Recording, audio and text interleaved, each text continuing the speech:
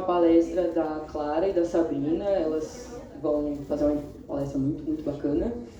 E é isso, espero que vocês gostem e é com você. Bom, oi gente, bom dia.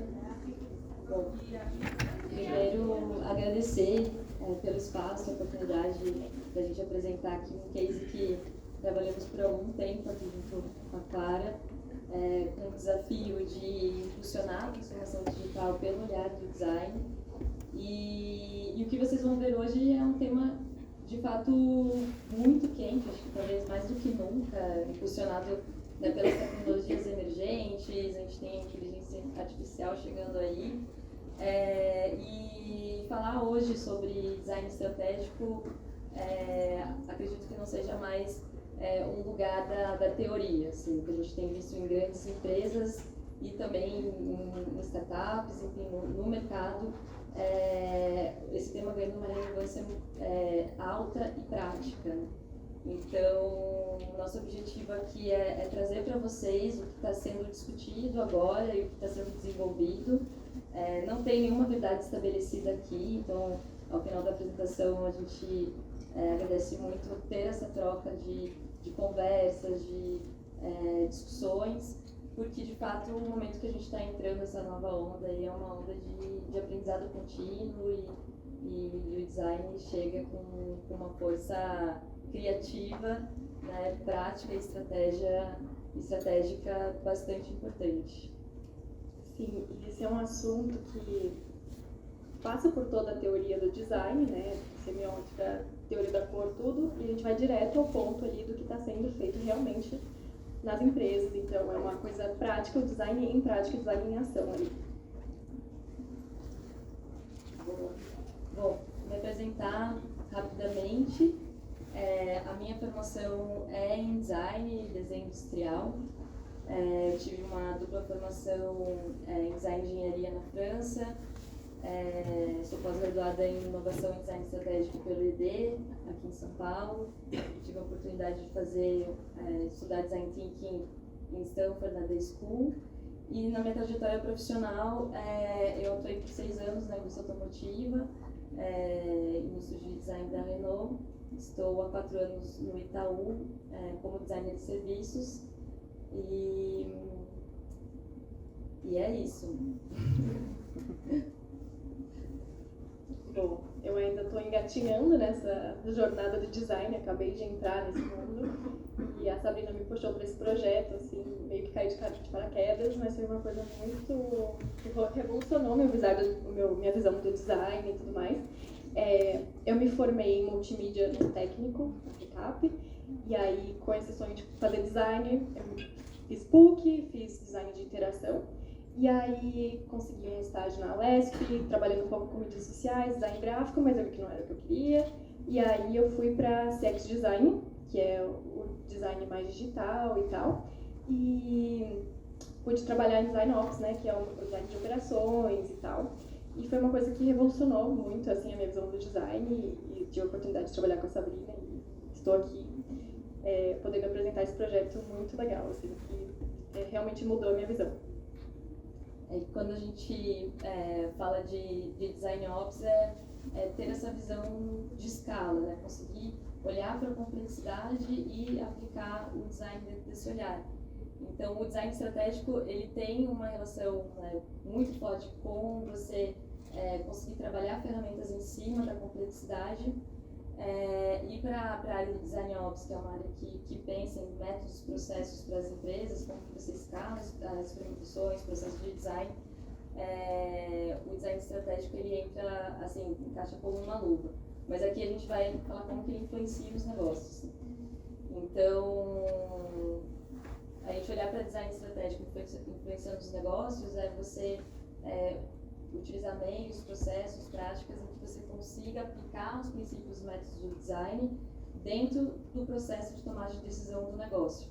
Então, de fato, ali quando a gente olha para o design thinking, a tríade, né, de ser desejável para o cliente, viável tecnicamente, que gere valor para o negócio, é sobre isso que a gente está falando, né? E aí permitindo, de fato, que as empresas consigam desenhar soluções inovadoras, e o design ele entra ali um chapéu do cliente nesse papel dessas interações, né, entre as áreas das empresas, e permite, a partir, né, das ferramentas, dos métodos de design, olhar para os problemas com um olhar de complexidade.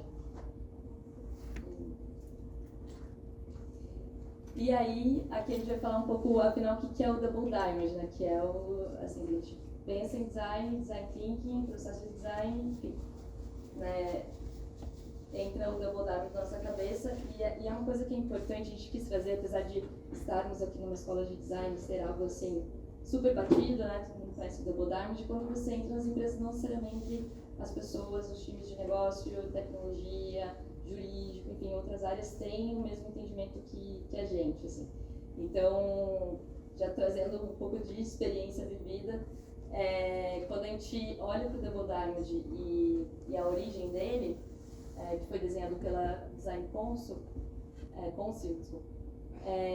o objetivo desse time de designers, quando eles criaram esse modelo conceitual do Double Diamond, era conseguir explicar justamente para outras áreas da empresa o que é de fato o design, como que o design se aplica em relação aos métodos e processos, que, né, a gente vê esse olhar de que você parte, né, de um problema, você vai divergir, vai ter um olhar que você identifica diferentes aspectos, seja de mercado, de tendência, de negócios, do cliente, e depois você vai convergindo para entrar na geração de ideias, na prototipação e testes, enfim. Então foi uma maneira que eles conseguiram representar conceitualmente o que a gente faz aqui, né, que muitas vezes é algo que não fica tão claro por justamente não ser um processo linear como as outras disciplinas, né, quando a gente olha para, enfim, engenharias, negócios e etc. Mas a realidade é que ninguém se importa com o seu framework bonito, assim, então eu acredito que essa seja, né, uma frustração de todos os designers. Só que isso não significa que ele não seja importante, que não seja de fato uma ferramenta poderosíssima que a gente pode levar para as empresas. Assim. Então, o que eu vou trazer aqui é um pouco desse olhar, como que a gente consegue usar, né, e os frameworks, eles estão relacionados ao nosso case, assim, na verdade é a base do nosso case, é como que a gente aplica esses frameworks que a Clara vai explicar. Mas aqui só para trazer essa introdução, de que, cara, o framework ele nada mais né, que se um conjunto, né, de elementos conceituais, e são estruturas de pensamento e estruturas que permitem a gente colaborar com equipes multidisciplinares, expressar ideias, expressar estratégias, e eles têm diferentes, vamos dizer assim, diferentes objetivos, né? Então, quando a gente olha, dá para passar para o próximo, para modelos conceituais, então a gente pode estar falando do próprio Dual Track, né, que é utilizado para representar uma ideia, para que as pessoas entendam sobre o que está sendo dito em termos, né, do conceito, da estratégia. O Double Diamond é um exemplo, o Dual Track, que são aquelas duas faixas de Discovery, Delivery contínuo, também é um exemplo de modelo conceitual, em que eu vou dizer que a interação do Discovery com o Delivery ela é contínua, e são duas faixas de pensamentos distintos, né, mas que interagem juntas. O próprio Scrum, o Ágil. Então, existe, né, os frameworks que são modelos conceituais e que eles têm esse objetivo, então não necessariamente eu vou utilizar esses modelos para desenhar etapas lineares. Eu posso até fazer isso, mas em termos de escala não é o objetivo final. O objetivo é passar uma ideia, um conceito. A gente tem, né, os modelos que são os Canvas. Então, como, né, a gente conhece o Business Model Canvas, o próprio Blueprint, mapa de empatia, que são estruturas fixas de pensamento. Então, cada caixinha vai ter ali um objetivo do que, né, você vai preencher dentro dessa caixinha, sempre numa lógica de pergunta. Então, isso é muito legal para a interação e discutir diferentes pontos de vista. Então, quando você faz a interação com equipes multidisciplinares, e aí ele tem um objetivo mais de desenhar estratégias, um objetivo mais específico para desenho de estratégias, modelos de negócio. mas também, né, aquela atenção de quando a gente preenche um Canvas, saber que não significa que tudo está definido, que o processo ele sempre vai ser contínuo, né, a experimentação é sempre constante. E a gente tem também os mapas e matrizes, e aí são frameworks vivos, né? Então a gente consegue também ter um alinhamento entre estratégias com pessoas com pensamentos e visões diferentes, e conseguir tomar decisões de priorizações ou até mesmo de entendimento de complexidade. E o legal dos mapas e matrizes que dá para brincar com os eixos, né? Então, de repente, se você está num time multidisciplinar e entra uma disciplina específica, você pode incluir um eixo de viabilidade técnica, de tecnologia, junto com o eixo de negócio e valor para o cliente, e aí conseguir que essas pessoas tragam suas visões e tomar, né, decisões estratégicas de priorização, entendimento de sistemas complexos a partir disso. E o interessante de mapas, por serem vivos, é que as próprias discussões vão trazendo as respostas. Assim. Então, de fato, o objetivo não é o framework. Então, quando, né, muitas vezes a gente chega, né, com o nosso framework bonito na empresa e o negócio, às vezes, não está nem aí, a gente pode, assim, até estratégias que eu posso trazer para vocês. Vocês podem aproveitar o que vocês querem saber a partir de um framework, assim, fazer as perguntas que estão no framework, vocês já conseguem construir pensamentos estratégicos e aí evangelizar os times para eles entenderem que o objetivo, assim, não é a gente apresentar um framework bonito, mas chegar de fato em estratégias. Então, por exemplo, né, numa reunião de trabalho com equipes multidisciplinares, quem que é o nosso cliente, né? Quais são as necessidades, que atividades estão relacionadas a essas necessidades, essas atividades em termos de ciclos de valor, elas estão relacionadas a atividades que eu preciso pensar numa estratégia porque ela é nova em relação ao que está acontecendo, ou ela é uma atividade mais no nível de commodity, no sentido que eu posso trabalhar com um bloco de construção. Então, tudo isso você pode tirar essas perguntas a partir de um framework que está te perguntando isso.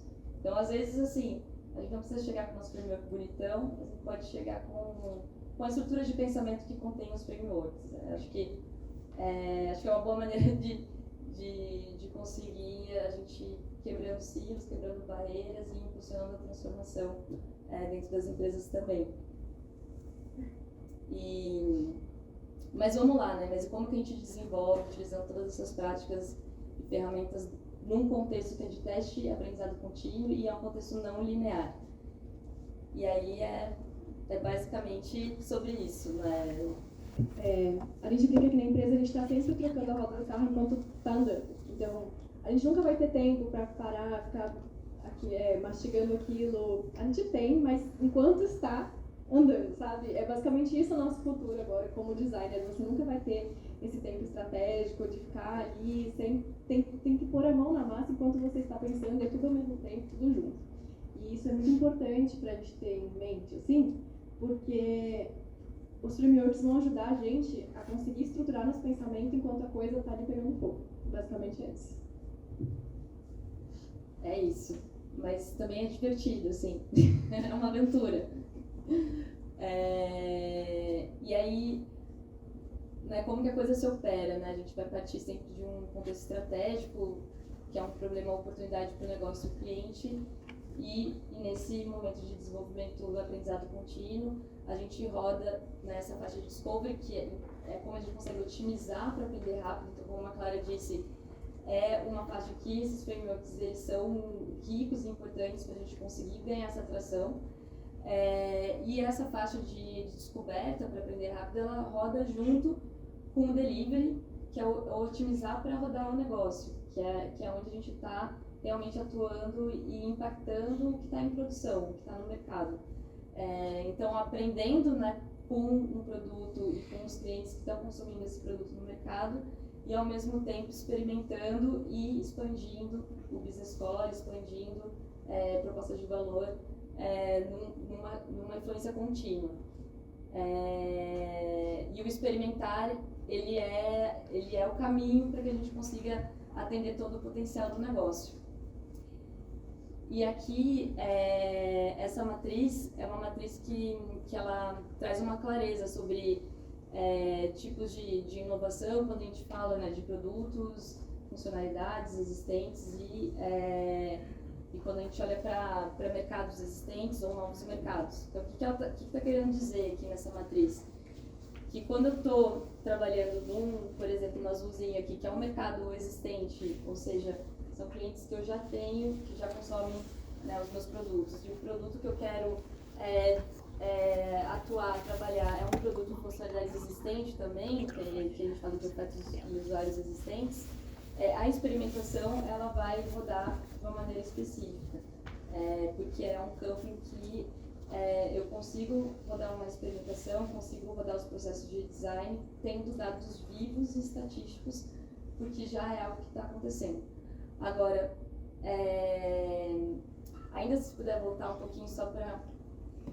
E aí, quando eu olho para novos mercados, ou seja, né, eu tenho um produto existente e que eu quero testar com novos nichos de mercado, ou ao contrário, né, eu estou desenvolvendo um novo produto para um mercado que já é existente, um cliente já é existente, eu estou trabalhando numa expansão de core.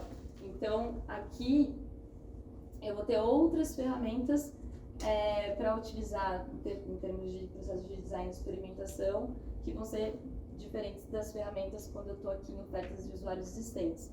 E quando eu vou para o novo, e aí eu estou falando de novo produto, nova funcionalidade, novos mercados, no nível de incerteza e risco para o negócio maior, ainda é uma outra maneira de operar em relação à experimentação e uma maneira ainda mais laboratorial. Então, se a gente pudesse fazer um paralelo sobre inovação, eu estaria numa inovação incremental, numa inovação radical e aqui buscando uma inovação disruptiva. E é importante ter isso em mente, porque quando a gente for utilizar as ferramentas dos processos de design, a gente saber aonde que a gente quer atingir. A gente quer fazer uma melhoria contínua, ter um impacto rápido e um resultado rápido para o negócio, ou a gente vai experimentar e expandir esse core num nível médio de incerteza e risco, ou de fato a gente está querendo ir para uma disrupção. E essa conversa é importante como designer também dentro da empresa e com esses times. É uma maneira em que consegue setar as expectativas, tanto do que vai ser desenvolvido e também do resultado e quanto tempo vai levar para esse resultado chegar. E aí,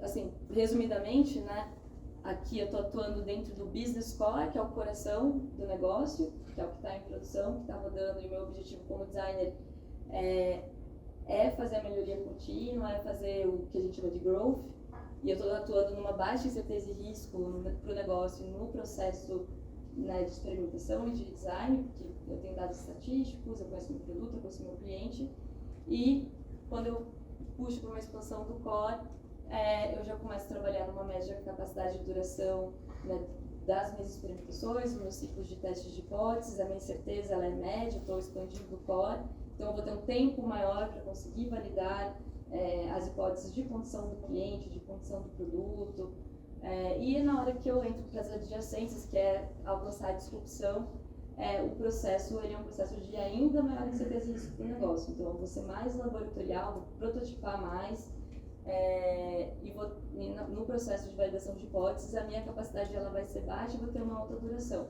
Então essas são conversas que são importantes no momento em que a gente vai desenvolver, vai fazer um desenvolvimento de produto, porque enfim, né, o mercado, os negócios, as empresas, eles querem atingir a disrupção sempre.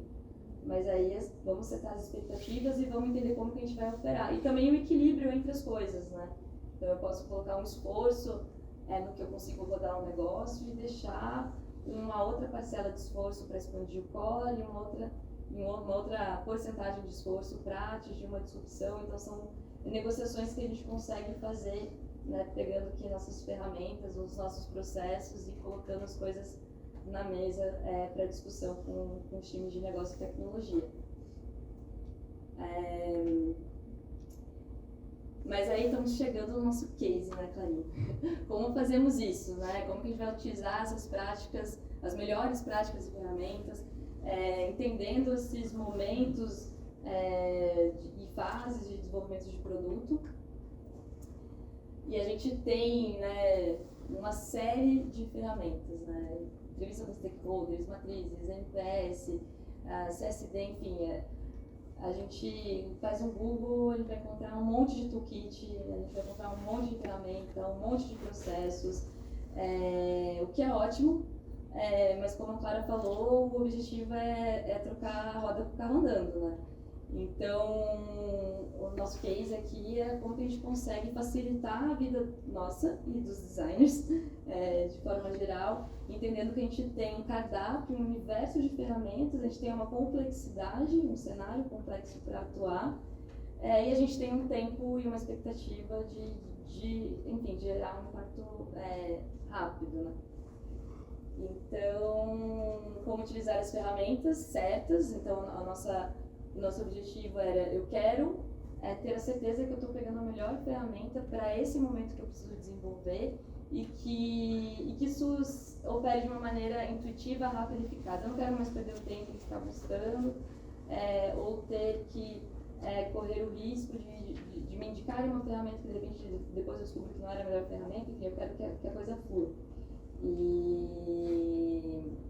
E assim, muito impactando aqui pelo que a gente tem vivido com as AIs generativas, né? Que elas acabam já pensando pela gente em alguns momentos. Mas quando a gente desenvolveu isso foi antes do dia 20 ou 22 de novembro, né? Que foi o lançamento do ChatGPT. Mas bom, mas acho que a gente descobriu que a gente estava no caminho certo, né, claro. Mas a gente ouviu, né, os designers, a gente fez algumas entrevistas e para não ficar também só no nosso viés e na nossa percepção de como a coisa opera. E aí a gente entendeu que existiam 3 momentos, né? Quando a gente olha para tudo isso que a gente passou ali, do dual track, do discovery dele de contínuo, né? Se eu estou em produção, se eu estou expandindo core, enfim, que eu posso não saber onde eu estou. Então, eu posso olhar para esses cenários de desenvolvimento e não saber onde eu estou. Mesmo que eu saiba onde eu estou, eu posso não saber o que dá para fazer onde eu estou. E mesmo que eu saiba onde estou, que eu saiba o que dá para fazer, eu posso não saber como fazer o que dá para fazer onde eu estou. Porque, como a gente sabe, tem inúmeras ferramentas, não necessariamente você já usou aquela ferramenta que de repente é a indicada para o momento que você está. Então, a gente entendeu que o que a gente deveria desenvolver aqui deveria guiar para a fase do desenvolvimento, então guiar o design dentro do desenvolvimento, deveria direcionar, então dar essas direções e instruir. E aí a gente conseguiu setar esses pilares como objetivos principais do nosso produto. Só que somos designers e a gente sabe que o buraco é sempre mais embaixo. E que mesmo que a gente desenvolvesse um produto que guiasse, direcionasse, instruísse, isso não iria significar também que a gente conseguiria gerar esse impacto, essa escala que os designers iriam de fato usar, porque tem uma coisa chamada cultura, né? Então a gente entendeu que os softwares e ferramentas só podem nos levar até certo ponto, mas que a gente precisaria incorporar uma cultura de design, de experimentação e ajudar esses designers, né, a disseminarem essa cultura para que de fato as ferramentas fossem utilizadas. E aí, quando a gente fala de cultura, a gente está nesse foco, a gente quer mais colaboração, a gente quer mais conexão e a gente quer mais experimentação. Nos inspiramos aqui no Ian Zinga. Ele tem essa teoria do Homo Ludens, né, que faz um paralelo com o Homo Sapiens, então que nós somos a evolução do Homo Sapiens vai para o Homo Ludens, que significa que nós somos vamos cada vez mais brincar, né, somos jogadores, né, e ele faz esse paralelo com a cultura, que a cultura ela nada mais é que um conjunto de hábitos. Então, para impulsionar uma cultura, a gente pode construir jogos, né, e esses jogos são conjuntos de tarefas, regras e hábitos, e seria uma maneira, assim, que a gente entendeu que seria o melhor caminho para que a gente conseguisse, junto com o que a gente iria desenvolver, com o produto que a gente iria desenvolver, impulsionar essa cultura do design e a cultura da experimentação. E podemos ir para a próxima. Então, aqui uma frase do Huizinga, ele coloca aqui que o jogo está na gênese do pensamento, da descoberta de si mesmo, da possibilidade de experimentar, de criar e de transformar o mundo, onde se apresenta justamente o lúdico. Então, é a partir do jogo que a gente também consegue criar novas realidades, né? Então, vamos falar do que interessa. Vamos para o manual interativo, que guia, direciona e instrui. A gente está pivotando esse manual. Então, até vocês vão ver que algumas imagens vão estar meio, assim, difíceis de ler do manual, porque tem muita coisa que a gente está mudando, transformando e evoluindo em cima desse protótipo. E eu acho que é isso, né? Eu acho que nada a ver. Bom, a Sabrina disse tudo, e como a gente pega tudo isso que ela falou, que é uma chuva de informações, que pra mim foi tipo, uau, foi revolucionário mesmo, na forma de pensar, como a gente pega tudo isso, como a gente junta a cultura, como a gente junta as ferramentas, como a gente forma, como a gente faz para as pessoas usarem as ferramentas, terem esse pensamento de como estruturar um projeto, como a gente faz isso que seja uma forma natural. Então, a gente pegou a cultura, pegou a ideia do Huizinga dos jogos, e a gente pensou, por que a gente não transforma cada ferramenta num card, como se fosse um jogo? E com essas ferramentas a gente pode ir juntando elas e formando processos. Então eu vou pegar aqui uma matriz SD, vou juntar com pesquisa de descoberta ali, o que eu preciso fazer naquele momento, juntando aquilo para chegar num objetivo, que é o objetivo que eu preciso responder ali no negócio. Então eu preciso fazer tal coisa, eu vou pegar essas ferramentas para responder essa coisa que eu preciso fazer no momento, né? E se a gente pegar essas cartas e a gente formar decks, pegar um conjunto de cartas para um determinado momento, então eu estou no primeiro momento ali de descoberta. Então essas cartas eu vou pegar ali, esses jogos, essas ferramentas eu vou usar para resolver o problema que é a descoberta. Então a gente vai fazer vários deckzinhos que a gente vai usar em determinado momento. E aí a gente chegou numa solução que foi um protótipo interativo, né, com o objetivo de guiar, instruir e direcionar. Então, a gente diferenciou ali alguns momentos do negócio, então a gente pode explorar e definir, a gente pode estar no momento de contextualizar, de tangibilizar. Então, a gente vai pegar esses momentos, entender o que a gente precisa fazer nesses momentos e disponibilizar umas ferramentas específicas para aquele momento. A gente criou também uma parte toda de colaboração para incentivar a conexão entre as pessoas, para incentivar a colaboração e incentivar o protagonismo, né? Porque às vezes a gente tem um pensamento, a gente tem um conhecimento e a gente precisa compartilhar isso para aumentar a comunidade, para contribuir, enfim. Pode passar. E aí, esse aqui é o nosso protótipo, então a gente está no primeiro momento aqui, que é o momento de guiar. Então eu escolho o momento que eu estou no momento de exploração e definição. Então eu entendo que nesse momento eu estou com novos usuários e uma nova funcionalidade, produto ou serviço. Então é um momento novo de descobertas. E o que você vai fazer nesse momento? Você vai entender o cliente, entender o mercado, a gente entende também, a gente vai definir essa proposta de valor. Então é um momento ali de definições, de descoberta, né? É esse primeiro momento de um projeto. E aí, a gente pode ir analisando, por exemplo, o cenário, o contexto do desenvolvimento, que é uma complexidade alta, porque a gente não tem nenhum conhecimento. Então, nesse card aqui, ele vai ter essa visão geral, né, daquele momento que a gente está. Então, é o objetivo de instruir a pessoa. É aqui mesmo que eu tenho que começar. E aí, a gente criou um Canvas também, que é uma definição da proposta de valor. Então, a gente vai, com as ferramentas que a gente vai usar naquele momento, a gente vai criar a definição da proposta de valor, que é para direcionar o negócio e o objetivo do produto ali. Então, a gente definiu que a gente precisa definir a estratégia, o objetivo. Então, a gente vai ter esse deck de cartas, que a gente separou assim, a gente pegou uma atividade, a gente pega uma atividade principal, que é essa atividade que você tem que fazer, que é uma atividade indicada, mas a gente pode pegar essa atividade e somar com outras ferramentas. E aí a gente tem ferramentas de experimentação, ferramentas de design, ferramentas de pesquisa, e a gente pode ir somando tudo isso. Então, a primeira coisa que a gente fez foi justamente ter um direcionamento, um guia, Então, a gente pega esse CAD, tem algumas atividades que a gente indica que fazem. Então, por exemplo, nesse momento de definição, o que a gente precisa fazer? Uma matriz CSD, a gente precisa fazer entrevista com stakeholder, mapa de stakeholder, e aí a gente indica para a pessoa fazer essas etapas e ela vai chegar numa conclusão final, que é aquele objetivo que a gente estava buscando desde o começo. Então, o guia ele tem o objetivo de instruir, de guiar e de direcionar. E uma coisa que a gente foi percebendo ao longo do projeto foi que não é fácil fazer as pessoas, de fato, usarem, né, as ferramentas sem criar essa cultura. E quando a gente lançou a concepção do projeto, né, quando foi lançado, foi no começo de novembro. E no final de novembro foi lançado o ChatGPT. E isso fez a gente pensar no impacto que essa ferramenta teria na nossa forma de trabalho, né? Como que isso vai afetar a gente como designer, como vai afetar as formas de trabalho, como a forma de pensar, os objetivos, a forma de chegar naquele objetivo.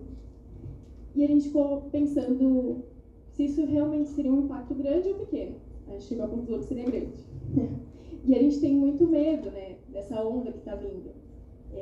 É temido, mas é esperado, porque a gente sabe que o futuro vai chegar e o que vai acontecer com esse futuro. Então a gente tem duas opções. Ou a gente vai surfar nessa onda que está vindo da tecnologia, e no caso, levar um caldo, se você não surfar, ou você vai usar a pranchinha, que é a inteligência artificial, para conseguir surfar e enfrentar esse desafio. E usar a ferramenta da inteligência artificial como uma aliada. E aí eu apresento para vocês o Algo, que é o nosso mascote, que é o algoritmo a nosso favor, né? Esse é o nosso mascotinho e ele vai ser nosso amigo, carinho do olhinho, para ajudar a gente a conseguir usar a ferramenta como um aliado. E ele vai vir para mostrar para você que realmente o algoritmo ele pode ser um aliado que vai alavancar a sua produção, a sua forma de pensar, vai ganhar tempo, otimizar os processos. Então, a primeira ferramenta que a gente desenvolveu com a ajuda do ChatGPT foi a entrevista com o stakeholder, que é aquela entrevista que você faz no primeiro momento do projeto. Você tem que entender o que eu preciso fazer, o que a visão de negócios tem, o que a visão de tecnologia tem para desenvolver aquele projeto. O ChatGPT, ele consegue, com um prompt de comando que a Sabrina e eu criamos, a gente consegue fazer com que ele faça um roteiro de pergunta para a gente, baseado nos objetivos do negócio, a visão, se eu quero fazer uma pergunta para um líder, ou se eu quero fazer uma pergunta para um PM, eu consigo descobrir isso, ele vai te dar as perguntas todas ali, e você só vai, com o seu pensamento crítico, entender aquilo faz sentido, não faz sentido. E a gente vai conseguir aplicar a inteligência artificial para otimizar nosso tempo. Então a gente consegue ganhar muito tempo com coisas que às vezes a gente não tinha nem visibilidade, ele vai ali pegar todas as informações, compilar e fazer uma entrevista toda para você. Ou ele pode até te dar uma assistência na entrevista, você consegue fazer simultaneamente. Enquanto transcreve a reunião ali, você consegue passando para o ChatGPT e ele vai fazendo mais perguntas. Então é uma coisa que vai otimizar muito e ampliar e acelerar nosso processo de design. E, acima de tudo isso, como a gente trabalha, é tão importante quanto o trabalho que a gente faz. E isso serve para tudo, não só para refletir lá no cliente no final, mas o processo de trabalho tem que ser um processo agradável para todos os colaboradores e também agradável para o cliente, então é uma coisa que vai ser refletida no final. Então a inteligência artificial, apesar dela ter todas essas funcionalidades, a gente entende que a ferramenta ela não vai nos levar para... Ela não vai fazer resolver todos os nossos problemas, a gente entende que tem a nossa parte também que a gente tem que ser feita. E isso é a Sabrina que vai falar. Eu acho que como tudo, claro. Voltando, porque a gente já tinha descoberto que ferramentas e software só nos levam até certo ponto. E vai ser a mesma coisa com a inteligência artificial, né? Então, quando a gente começou a entender que o que a gente tinha construído, a gente tinha um potencial ali de vez em flopar, surfar na AI, e que frameworks, Canvas, etc., eles são estruturas de pensamento e os comandos que a gente constrói, os famosos prompts ali dentro do ChatGPT, nada mais são do que estruturas também, né? São códigos, né, de desenvolvimento. Então a gente poderia pegar dessas ferramentas que já existem, transformá-las em comandos, E a gente, na verdade, o que iria acontecer, a gente iria dar uma acelerada. É claro que tem assim, é bom também ter a questão de a gente precisa ser preciso, né, quando a gente usa o ChatGPT. Mas, visto isso, então tá. Então, se todas essas ferramentas eu já vou conseguir de uma maneira, né, one click, muito rapidamente, ter um assistente que muitas vezes não só me diga como desenvolver a solução, em que cenário que eu estou e o que eu preciso fazer, como até muitas vezes ele pode até fazer esse trabalho, o que sobra, né? E aí a gente entra na coisa da cultura de volta, a gente entra numa visão sobre, precisamos falar sobre ética, porque a inteligência, né, ela não tem empatia, ela não vai tomar decisões, ela não tem um pensamento crítico, ela não tem pensamento estratégico.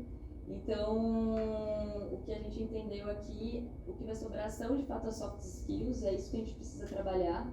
É claro que, né, acho que também trabalhar para desenvolver essas inteligências, né, para que os pensamentos e as formas que o designer atua estejam surfando nessa onda, e que de fato é dessa maneira que a gente vai conseguir desenhar experiências que sejam relevantes para as pessoas, né? Porque de todas as disciplinas que a gente olha dentro de uma empresa, a disciplina que vai vestir o chapéu do cliente, que é centrada no usuário, que é centrada no humano, é o design.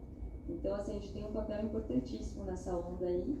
E é justamente sobre isso, né? A gente fez esse paralelo com a obra do Chuck Close. Ele é um artista do hiperrealismo abstrato, mas, na verdade nem existe esse nome, hiperrealismo abstrato, mas por que a gente chama assim? É porque ele faz abstrações em pixels e a partir dessas abstrações ele constrói imagens hiperrealistas, né? A gente fez esse paralelo com as melhores práticas, que são essas ferramentas, né? O conjunto delas, elas constroem nossas formas de trabalho, então ali do que a Clara mostrou ali no protótipo, então eu tenho uma combinação de ferramentas e eu faço dessa combinação do conjunto delas, eu entendo que o resultado que eu vou atingir ao utilizar uma CSD, como empresas stakeholders, etc. E que no final, né, é a maneira como eu estou trabalhando que vai refletir a experiência do cliente. Então, tem muita coisa envolvida aqui, no sentido que, se eu entendo que de fato é isso que acontece, a maneira como eu trabalho em time vai refletir na experiência, porque a experiência ela é muito além da interface, como que eu garanto que a experiência na ponta ela esteja saindo da maneira que eu quero, né? Então aí entra o pensamento crítico, entra soft skills, entra empatia, entra medir, né, métricas, enfim, acho que é isso. Tem mais alguma coisinha? Eu acho que cabe falar também que o projeto que a gente desenvolveu, ele vai amarrar todas essas questões. Ele vai envolver a AI, que vai solucionar o problema ali das da hard skill, né, porque vai acelerar nosso tempo, mas ao mesmo tempo vai amarrar com a cultura e com a forma de pensar. Então você vai precisar atuar ali em cima, né, você vai precisar precisa entender também que a AI é enviesada, tudo que ela bebe ali é de conteúdos que geralmente são feitos por poucas pessoas, então é importante a gente ter esse pensamento para conseguir evoluir e pensar em cima disso. E é isso que nos cabe, né? Formar essa cultura, uma coisa de colaboração, se conectar e poder crescer mesmo. Tem um ponto também, puxando um gancho aqui, né? Quando a gente fala de colaboração, a gente fez questão em tudo que a gente montou ali do Ways of Working, ter esse campo do protagonismo e da contribuição. Então, tanto dessa motorização das ferramentas, como os próprios prompts do comando do ChatGPT, e que a gente, né, pega dessa contribuição, a gente vai construindo a nossa comunidade, né, e dando a visibilidade pelo que os designers estão contribuindo, com quem contribuiu, como que eu entro em contato com essa pessoa. Então, de repente, eu estou usando, seja um comando, uma atividade contribuída por um designer, eu posso, né, contactar esse designer, conversar com ele, entender o que ele pensou ali. E é uma maneira também livre, assim, não tem uma obrigatoriedade da contribuição. E o jogo, quando a gente olha para alguns aspectos dos jogos, né, um dos aspectos mais importantes é que seja voluntariado. E é uma maneira que a gente consegue também, ainda mais no nosso caso, num ecossistema grande, também numa empresa grande, se conectar, né, numa comunidade de designers que colaboram, que são protagonistas, E é uma maneira, até tem o Peter Sloterdijk, ele tem um termo que fala da comunidade como um sistema imunológico, né? Então, a importância da comunidade nesses momentos de mudança, de transformações, para que a gente consiga manter as essências, né, e os valores, princípios e culturas.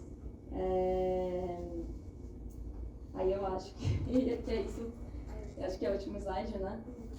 Seria legal também quem tiver, quiser compartilhar, conversar, enfim, dúvidas, sugestões, provocações, fiquem super à vontade. Oi, gente, tudo bem? Então, eu queria perguntar mais, tipo assim, dentro da empresa e de todo o processo de teoria de design e tá estudando, né, o case do cliente, de que maneira, assim, vocês utilizam mais o chat? Vocês utilizam mais para, tipo, fazer uma previsão de negócio no futuro, tipo, com as métricas que já tem, né? Ou, tipo, mais para se comunicar mesmo com o cliente? Tipo, eu tenho que mandar um e-mail e eu queria falar com certos setores da empresa.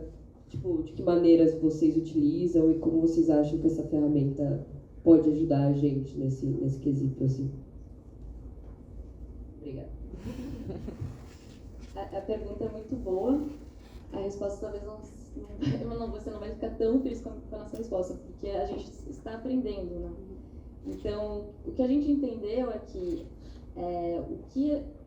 a forma como a gente trabalha em hard skills, que são, né, basicamente as disciplinas que contém dentro do design, a gente consegue substituir pelo ChatGPT. Então, a gente já começou a experimentar e a usar da ferramenta do ChatGPT para que ele realize aquela atividade que a gente já realizava antes.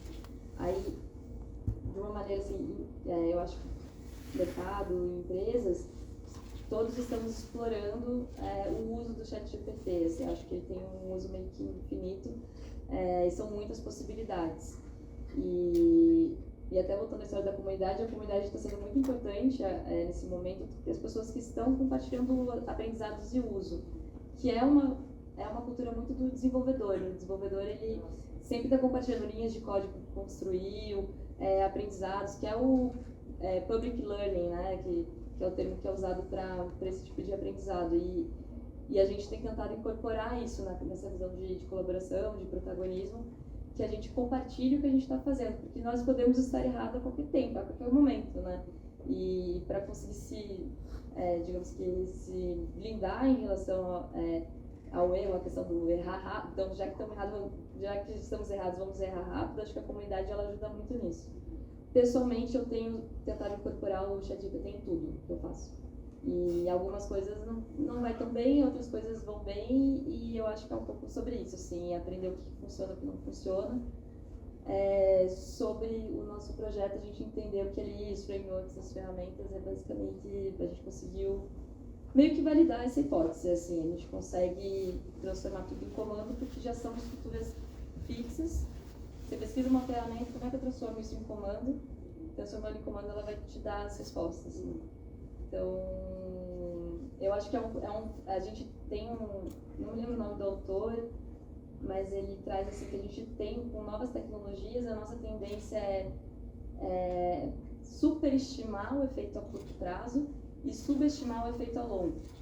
Então, eu acredito muito que a curto prazo, a nossa atividade ela não muda, ela é acelerada. A longo, a gente tem essas questões de o que a gente vai estar, de fato, desenhando como experiência para o cliente, e que impacto que a gente vai estar trazendo na sociedade mais artificial, né? Então, como puxar o humano, enfim, que são discussões que a gente vai ter que aprender nesse processo. Assim. Como usar o chat também, tipo, como base para a mente humana desenvolver em cima daquilo, sabe?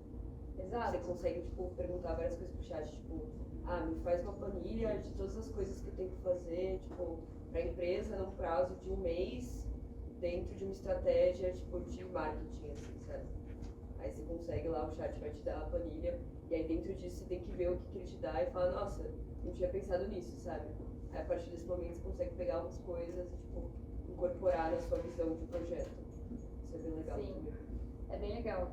E eu acho que um desafio e algo que vai ser importante para nós como designers, né? O design ele vem dessa ideia de ter um traço, da criação, da criatividade, isso vai ser muito importante, porque quando a gente trabalha a criatividade com o ChatGPT, a tendência é trazer algo muito sem sal, assim, ou muito batido ou piegas até, né? E a gente tem essa formação do design que traz o pensamento crítico, a criatividade e essa visão de mundo que conecta coisas diferentes, né? Então, algo que vai ser legal de programar como designer é qual que é esse estilo que eu quero trazer. Como eu consigo programar o meu traço, o meu estilo da maneira como eu desenho experiências, né? Oi, tudo bem? Eu só tenho uma pergunta um pouco mais técnica. Vocês usam bastante ChatGPT, certo? O quesito do ChatGPT, vocês pretendem incorporar outras IAs que estão sendo desenvolvidas, tipo o Bard lá do Google, que lançou ontem, e até mesmo, por exemplo, assim, o Bing, que atualmente tem uma plataforma de IA, tipo, do que eu testei dos três, alguns têm uma especialidade e algumas coisas diferentes, né? Tipo, eu queria saber como vocês pretendem, tipo, se vocês vão misturar meio que a parte criativa de um, a parte de código do outro, uma pergunta mais técnica mesmo. Bom, o ChatGPT, Bing, Bard são essas IAs generativas. A gente não sabe muito bem o que vai realmente pregar, mas elas funcionam basicamente como um pano de fundo para toda essa guerra das AI Wars que estão rolando aí, né? Eu testei várias outras ferramentas generativas e percebi que algumas delas, e tem muita ferramenta aqui, né, que são pagas, enfim, mas a maioria, se você prestar atenção, ela tem um comando que você conseguiria construir no ChatGPT e já fazer aquilo rodar para você sem usar aquele aplicativo especificamente. Então a gente está sendo bombardeado assim, por muita informação, muita ferramenta, e tem que pensar um pouco, entender um pouco a estrutura de linguagem da generativa, que, como o GPT, Bing e o Bard. Ele não está ainda no Brasil, né? Eu me coloquei na lista de espera, deixando que, enfim, né, jogar uma mensagem no mar, né? se eu conseguiria usar. Eu estou mais no GPT, o Bing ainda não testei tanto também, mas estudei sobre. Então tem que ter um pouco dessa visão crítica, não se deixar, né, cuidar da saúde mental também nesse momento, porque é um monte de startup pegando a API, né, do ChatGPT e construindo outros aplicativos, o personal trainer, otimize, né, a sua geladeira para construir para fazer uma refeição, isso aqui. São coisas que a fonte está no modelo como do ChatGPT. Aí a gente tem as AIs que geram as imagens, né, que fazem os vídeos, e eu vejo eles como aliados. Então eu fiz um experimento recentemente de trabalhar numa dinâmica que eu tinha de construção de cenários futuros, do provável ao apocalíptico. Eu transformei a dinâmica num comando, e desse comando ela me deu um cenário, o apocalíptico é sempre mais legal, assim, de você até acordar para o futuro que você não quer, né? Em vez de ficar sonhando com o futuro que deseja.